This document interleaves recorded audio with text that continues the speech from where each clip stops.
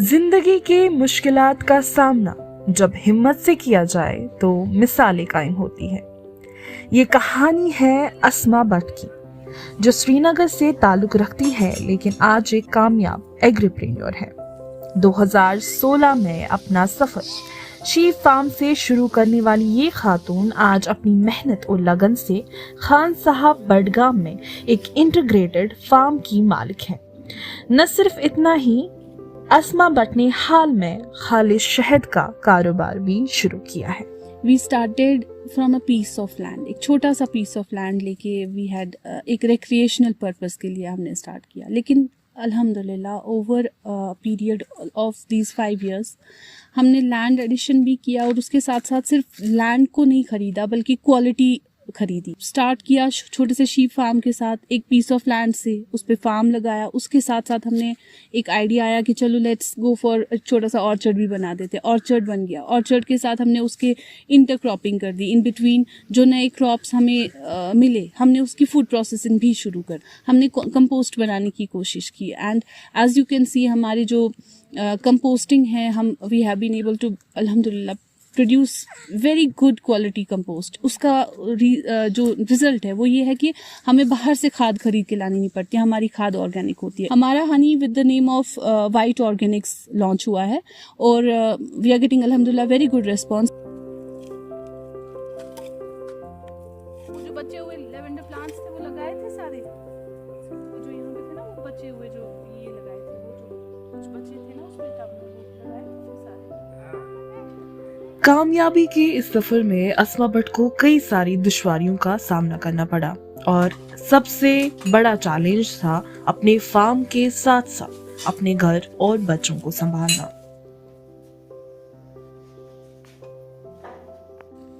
Challenge तो खैर हर काम में होते हैं, part and parcel, and specifically when you are a woman तो चैलेंज थोड़े आपको वो ऐड ऑन करके एक्स्ट्रा मिलते हैं।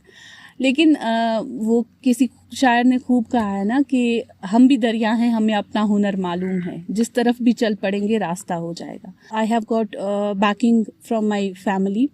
आई हैव अ जॉइंट फैमिली, मेरे इन लॉज सब मेरे साथ रहते हैं। उसकी वजह से ये होता है कि I have a backing, strong backing. अगर वो नहीं होते तो I don't think I would have been able to. My mother, my father, they also अल्हम्दुलिल्लाह काफ़ी ज़्यादा सपोर्टिव है वो। तो उस वजह से ये होता है कि जहाँ मेरे वर्किंग आवर्स एक्सटेंड हो जाते हैं ड्यूरिंग हार्वेस्ट सीजन या सोइंग सीजन के टाइम पे, काफ़ी डिलेड टाइम तक हमको काम करना पड़ता है और बहुत अर्ली आके यहाँ पे रिक्वायरमेंट होती है मेरी। तो उस टाइम पे हाँ definitely there is some time जो मैं एक्स्ट्रा यहाँ पे स्पेंड करती हूँ। Now, as time has passed, we have done a very important thing। जो एक sheep farmer जो है उसको, sheep breeder जो है रादर, वो ओवर टाइम ही कर सकता है, मतलब वो एकदम से नहीं आती। वो ये है कि हमने अपना जो हमारा शीप ब्रीड है उसको स्पेसिफिकली जो उसका जीनोम है उसको we have been able to line breed them. उसकी वजह से हमारे पास अब ब्रीडर्स जो है वो we have been able to produce better breeders. उसकी वजह से हम जो लोकल शीप फार्म्स हैं हमारे अहाते में, हमारे आसपास के गांव में, उनको सप्लाई भी करते हैं। And many people come from different districts for our sheep. तो उसके साथ साथ हमारा नंबर जो है वो मल्टीप्लाई हो गया है अल्हम्दुलिल्लाह, और क्वालिटी जो है that has become far better.